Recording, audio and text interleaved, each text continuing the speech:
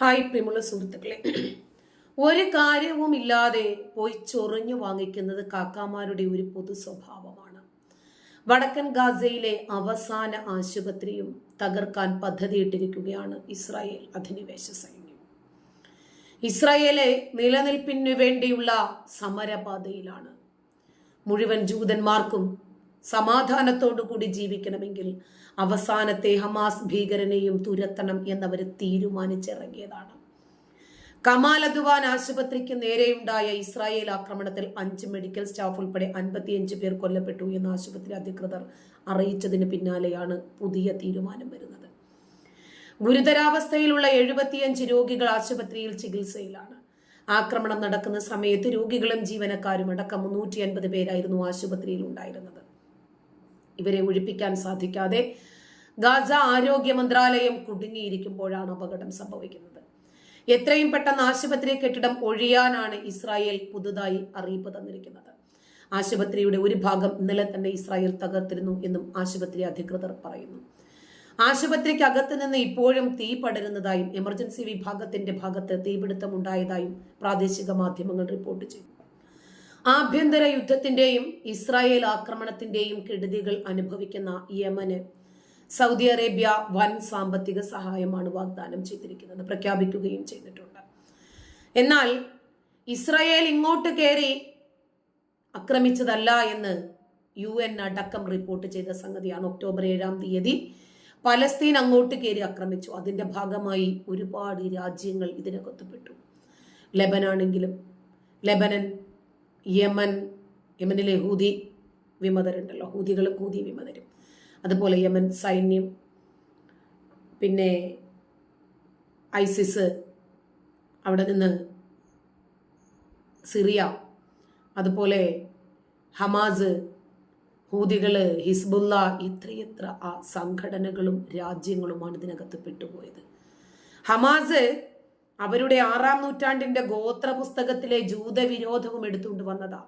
അതിന്റെ പേരിൽ വലിയ ഒരു സാധാരണക്കാരായ ജനത മരിച്ചു വീണു. അവരാണ് അവരുടെ ജീവൻ കൊടുക്കേണ്ടി വന്നത്. ഇപ്പോൾ സാമ്പത്തിക സഹായം പലസ്തീനും യമനും ലെബനനും ഒക്കെ ഇഷ്ടം പോലെ കിട്ടും. നഷ്ടപ്പെട്ടു പോയ മനുഷ്യന്മാരുടെ ജീവനാര് സമാധാനം പറയും. $50 കോടി പുതിയ സാമ്പത്തിക സഹായ പാക്കേജാണ് സൗദി പ്രഖ്യാപിച്ചത്. സർക്കാരിന്റെ ബജറ്റ് ശക്തിപ്പെടുത്തുന്നതിനും സെൻട്രൽ ബാങ്ക് ഓഫ് യമൻ സ്ഥിരപ്പെടുത്തുന്നതിനും യമൻ ജനതയുടെ വികസനവും സ്ഥിരതയും പ്രോത്സാഹിപ്പിക്കുന്നതിനും ലക്ഷ്യമിട്ടിട്ടാണ് നടപടിയെന്നാണ് സൗദി വിദേശകാര്യ മന്ത്രാലയം പറഞ്ഞത്. സെൻട്രൽ ഓഫ് ബാങ്ക് യമനിലേക്ക് $300 മില്യൺ നിക്ഷേപവും യമൻ ബജറ്റ് കമ്മി പരിഹരിക്കുന്നതിന് വേണ്ടി $200 മില്യൺ ഉൾപ്പെടുന്നതാണ് സാമ്പത്തിക പാക്കേജ്. സൗദി പ്രസ് ഏജൻസിയാണ് റിപ്പോർട്ട് ചെയ്തത്.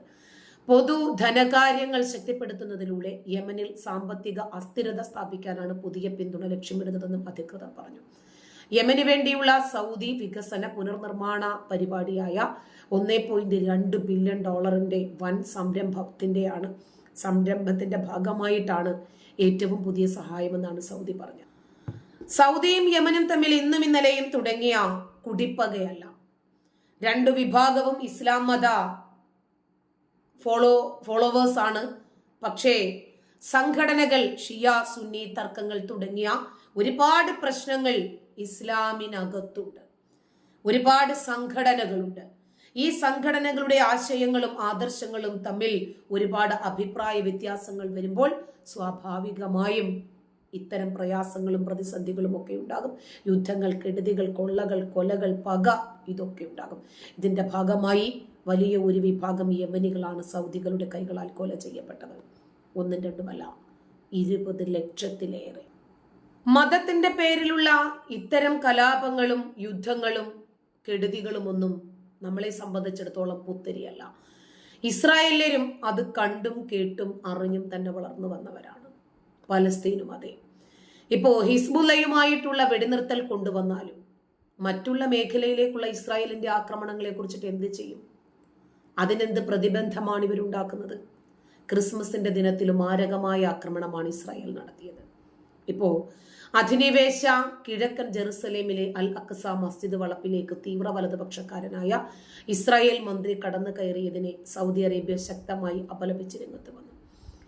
ഇസ്രായേൽ ദേശീയ സുരക്ഷാ മന്ത്രി ബെൻഗ്വിറിന്റെ അൽ അക്സ മസ്ജിദ് വളപ്പിലേക്കുള്ള അതിക്രമവും തെക്കൻ സിറിയയിലേക്കുള്ള ഇസ്രായേൽ അധിനിവേശ സേനയുടെ നുഴഞ്ഞുകയറ്റവും ഉൾപ്പെടെയുള്ള തുടർച്ചയായ ഇസ്രായേലി ലംഘനങ്ങളെ സൗദി അറേബ്യ അപലപിക്കുന്നതായി വിദേശകാര്യ മന്ത്രാലയം പ്രസ്താവനയിൽ പറഞ്ഞു.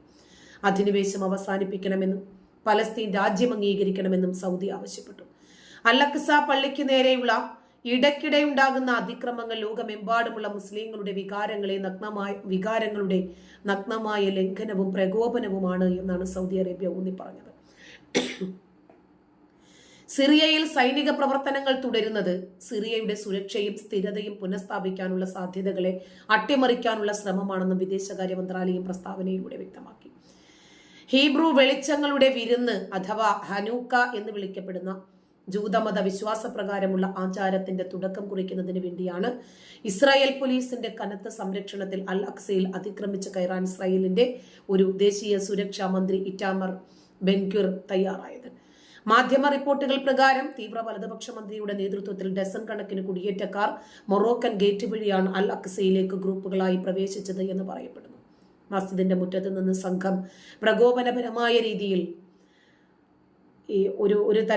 ഒരു മന്ത്രമുണ്ട്, അതൊക്കെ ഉരുവിടുകയും ചെയ്തു എന്നാണ് പറയുന്നത്. നിയമവിരുദ്ധമായി മസ്ജിദിൽ അക്സയിൽ പ്രവേശിക്കുന്നത് മേഖലയിൽ വലിയ സംഘർഷത്തിനും പ്രതിഷേധത്തിനും കാരണമാക്കിയിട്ടുണ്ട്.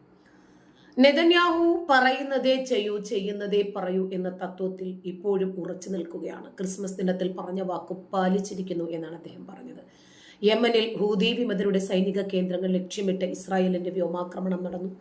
തലസ്ഥാനമായ സനയിലെ അന്താരാഷ്ട്ര വിമാനത്താവളത്തിലും അതിനോട് ചേർന്ന അൽ ദെയ്ലാമി സൈനിക താവളത്തിലും ഉൾപ്പെടെയാണ് ആക്രമണം നടത്തിയത് എന്നാണ് റിപ്പോർട്ടുകൾ. ഇറാനിൽ നിന്നുള്ള ആയുധക്കടത്തിന് മറയാക്കുന്ന സൈനിക കേന്ദ്രങ്ങളാണ് ലക്ഷ്യം വെച്ചതെന്നും ഇസ്രായേൽ ഡിഫൻസ് ഫോഴ്സ് വ്യക്തമാക്കി.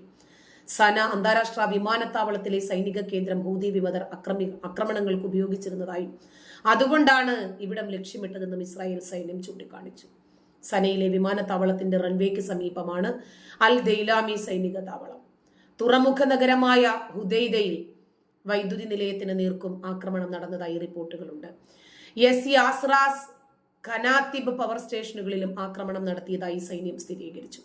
യുഎസുമായി മുൻകൂർ ഏകോപിപ്പിച്ച ഓപ്പറേഷനിൽ 100ഓളം യുദ്ധവിമാനങ്ങളാണ് യമൻ ലക്ഷ്യമാക്കി എത്തിയിരിക്കുന്നത്. ഹൂതികൾ കനത്ത വില നൽകുമെന്ന് ഞങ്ങൾ പറഞ്ഞിരുന്നു. അവർ ഞങ്ങളുടെ ശക്തി മനസ്സിലായിട്ടില്ലെങ്കിൽ അവർക്ക് ഇതിലും വലിയ രൂപത്തിൽ ശക്തി മനസ്സിലാക്കി കൊടുക്കും. ഒരു ഇസ്രായേലി വൃത്തങ്ങൾ പറഞ്ഞതാണിത്. സന ഇന്റർനാഷണൽ എയർപോർട്ട് ഉൾപ്പെടെയുള്ള പ്രധാന അടിസ്ഥാന സൗകര്യങ്ങൾ ലക്ഷ്യമിട്ട് യമനിൽ ഇതുവരെയുള്ള ഏറ്റവും വലിയ ആക്രമണമാണ് വ്യോമസേന നടത്തിയത് എന്ന് ഇസ്രായേൽ ഉദ്യോഗസ്ഥർ സ്ഥിരീകരിച്ചു. പടിഞ്ഞാറൻ യമൻ തീരത്തെ സാലിഫ്, റാസ്, കനാത്തിബ് തുറമുഖങ്ങളും ലക്ഷ്യമിട്ടതായി ഇസ്രായേൽ സൈന്യം വ്യക്തമാക്കി. ഇറാന്റെ ആയുധങ്ങൾ കടത്താൻ ഹൂതികൾ ഈ ഗതാഗത കേന്ദ്രങ്ങൾ ഉപയോഗിച്ചിരുന്നതായും IDF ആരോപിച്ചിട്ടുണ്ട്.